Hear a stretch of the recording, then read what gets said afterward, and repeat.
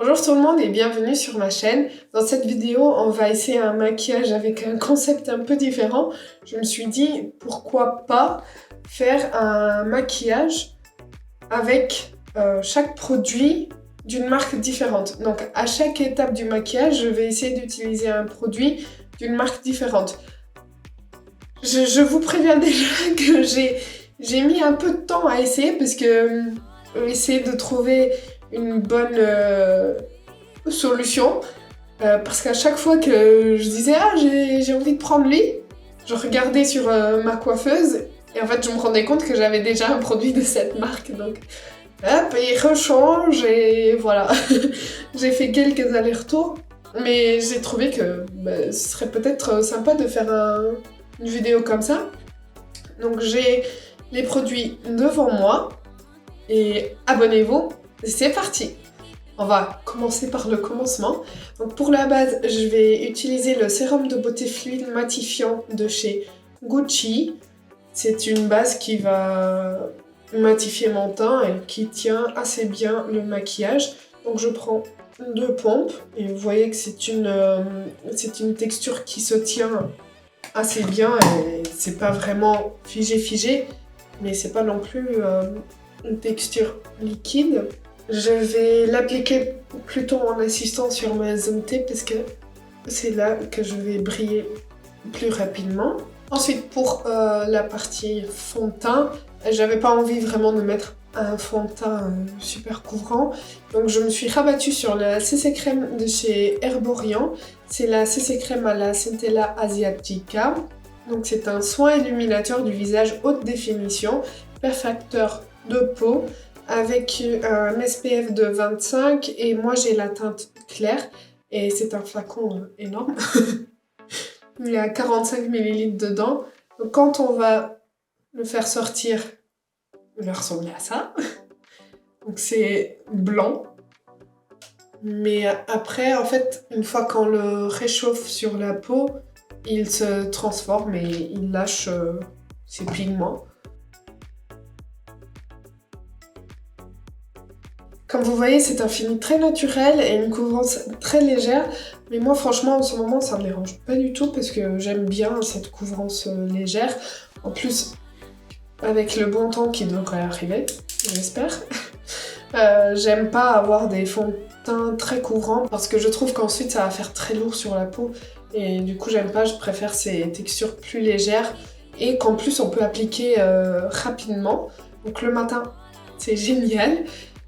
Pour l'anti-cerne, je vais utiliser le Magic Away de chez Charlotte Tilbury que j'ai en teinte 3 fer.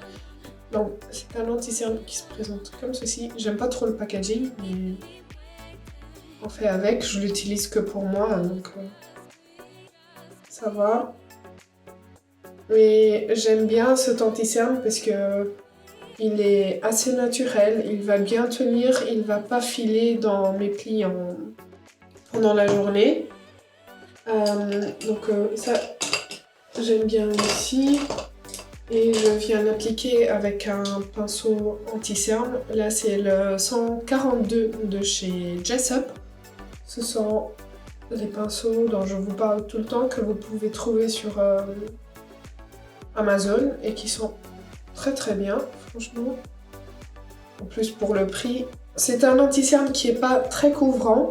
Moi ça me va parce que j'ai pas les cernes très marquées, vous voyez, ça va, ça corrige un peu la partie bleutée que j'ai. Mais je pense que pour les personnes qui sont par exemple habituées à la couvrance du Shape Tape de chez Tarte, ça n'ira pas. Ok, donc on est bon pour l'anti-cerne. Maintenant on va passer au bronzer. Pour le bronzer, je vais utiliser le bronzer en stick de chez Rare Beauty que j'ai en teinte Power Boost, que franchement j'adore. Je le trouve très facile à travailler. Je trouve qu'il a un fini très beau sur la peau. Si vous avez peur des textures crème, vous pouvez y aller. Il est vraiment facile à utiliser. Je vais utiliser un pinceau comme ça, un pinceau stippling, qui sont assez denses, donc pour estomper les produits crème, je les trouve bien.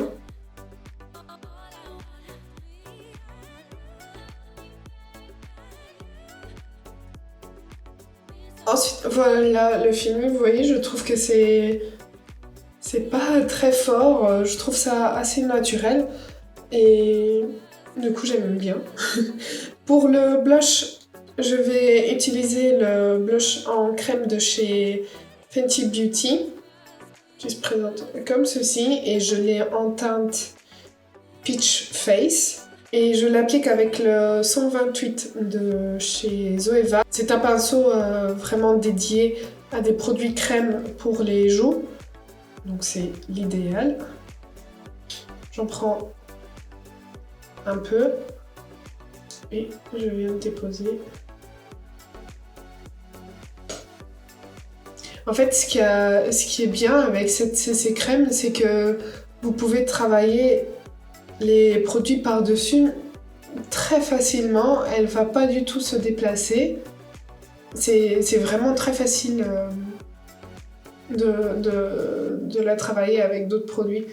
C'est un blush assez naturel aussi. Au final, c'est ce qu'on veut avec les textures crème, c'est que ça se fonde bien avec la peau, que ça donne un effet frais, naturel, et on dirait en fait que c'est vraiment juste l'effet du soleil.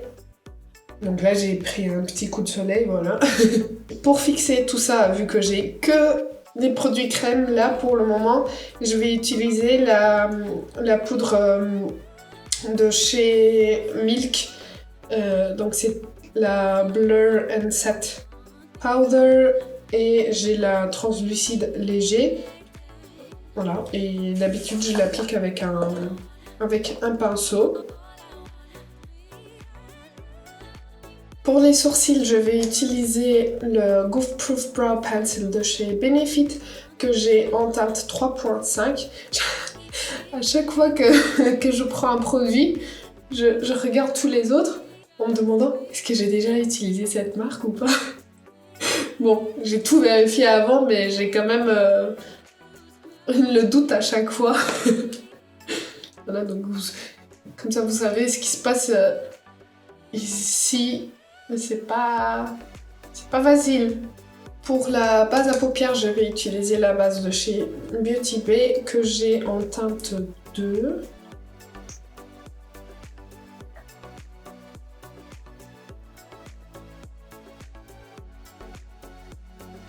Voilà, comme je vous disais l'autre jour, des fois j'arrive à me souvenir d'appliquer la base à paupières avant de poudrer et parfois non, bah voilà, là j'y ai pas pensé, donc je l'applique maintenant. Pour les yeux, je vais utiliser le Quad Divine Rose Luxe Quad Eternal Adam de chez Pat McGrath.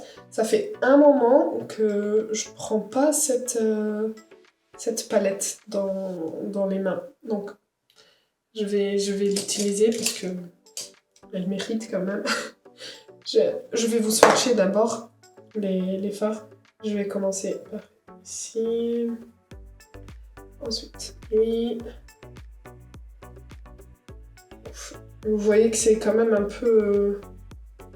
Lui, il est assez poudreux. Voilà. Donc.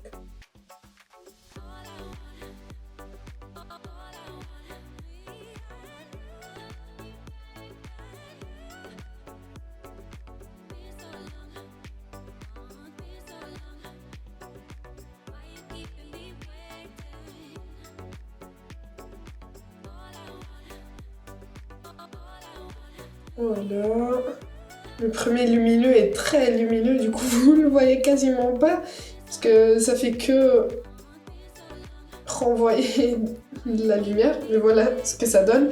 Et je reviens parce qu'il faut juste que je nettoie la coiffeuse là. Il y a du rose partout.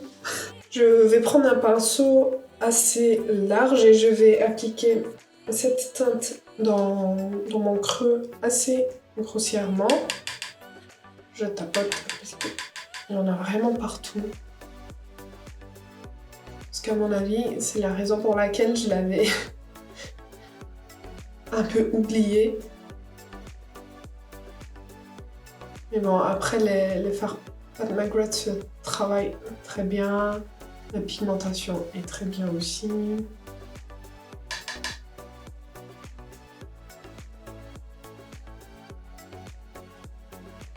Voilà.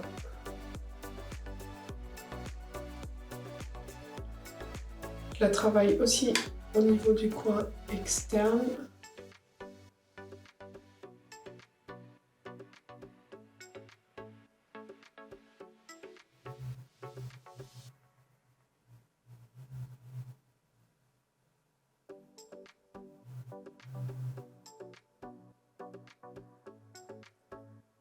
Et je l'applique un peu au niveau du ras de cils inférieur, plutôt au niveau du coin externe.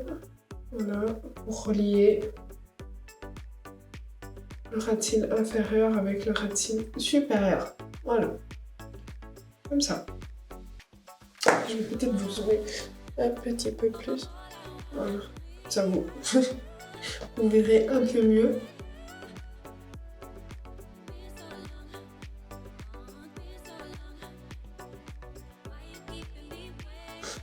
Et maintenant, je vais appliquer ce duochrome rose, rose doré. je vais l'appliquer avec un pinceau plat. Je me souviens plus si ça marche. Moi, ça fait longtemps. Dans tous les cas, j'arrive à prélever. Et j'arrive à l'appliquer. Maintenant, est-ce que c'est l'intensité max? Est-ce que j'arrive à vous montrer tous les reflets? C'est plus compliqué. Au miroir, je le vois. Je vois les reflets roses, les reflets dorés. Et c'est très beau. Je vais essayer d'en appliquer un peu au doigt pour voir si l'intensité augmente. Ouais, quand même. Mais bon, au pinceau, ça marche très bien aussi. Donc, vous n'avez pas besoin d'y aller au doigt. Ça va. Est-ce que je fais encore quelque chose ou je laisse comme ça? Je vais peut-être juste ajouter un petit peu de cette teinte au niveau du coin externe. Ça rajoute un peu plus de dimension. Parce qu'elle est un peu plus foncée que celle que j'ai appliquée dans le creux. Je pense que elle est aussi duochrome. Ou c'est moi?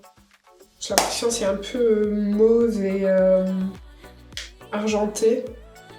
Je vais juste les s'estomper ensemble ici, les fondre ensemble. Voilà, je fais l'autre œil et je reviens tout de suite. Les yeux sont faits, enfin les paupières sont faites. Maintenant je vais appliquer un crayon en muqueuse supérieure. C'est le crayon Gel Intense de chez Sephora que j'ai en teinte 01 Ultra Black. Pour le mascara, je vais utiliser le Better Than Sex de chez Too Faced. Je suis désolée pour ma voix, parce que je vous ai déjà dit assez de fois que mes allergies ne me lâchent pas. Et je pense que ce sera un peu comme ça pendant tout le printemps, donc je suis désolée, mais je peux rien faire.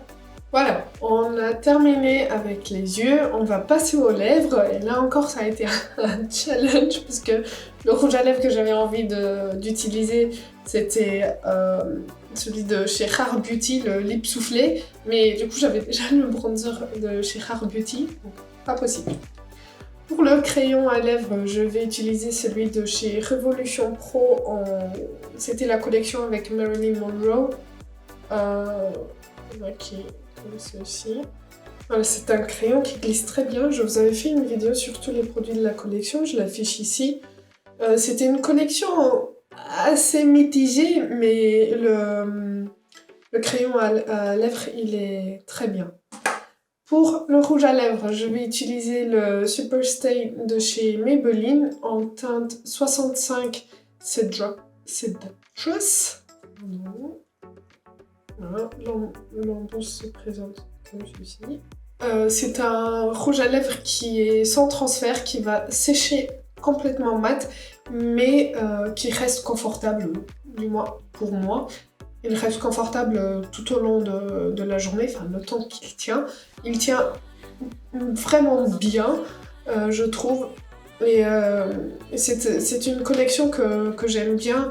J'ai déjà parlé avec quelques-unes d'entre vous qui m'ont dit en avoir plusieurs parce que franchement ça tient bien et avec le masque on l'a senti parce qu'il n'y avait pas de transfert et ça tenait. Donc c'était un rouge à lèvres que j'utilisais beaucoup pendant que le port du masque était obligatoire. Ensuite, pour le spray fixateur, je vais utiliser le Fix Plus Matte de chez MAC. C'est le spray que j'utilise le plus souvent. Je trouve qu'il fonctionne très bien. Il est assez léger, enfin la brume est assez légère. Donc voilà, je l'aime bien. Et je pense que un peu tout le monde le connaît. Donc voici pour cette vidéo un produit, une marque. Donc je pense que le challenge est fait. Enfin, je me suis imposé le challenge moi-même, mais voilà. Je pense que... Enfin, déjà, ça m'a permis de sortir des produits que je n'utilisais pas depuis un moment. Et c'était drôle, enfin, c'était drôle avant la vidéo pour moi d'essayer de trouver et de jongler entre les produits que j'avais envie d'utiliser et les produits que je pouvais utiliser pour ne pas utiliser la même marque plusieurs fois. Donc c'était... Enfin, j'ai bien aimé filmer cette vidéo. J'espère que ça vous aura plu. N'hésitez pas à me laisser des idées de challenge en commentaire. Ça fait un moment qu'il n'y avait pas de challenge sur cette chaîne. Donc n'hésitez pas non plus, comme je vous dis à chaque fois, de me dire si vous avez déjà utilisé les produits que j'utilise, ce que vous en pensez. Et si vous avez d'autres produits que vous aimeriez bien me voir tester. Abonnez-vous, likez la vidéo si ça a été le cas. Et je vous dis à bientôt!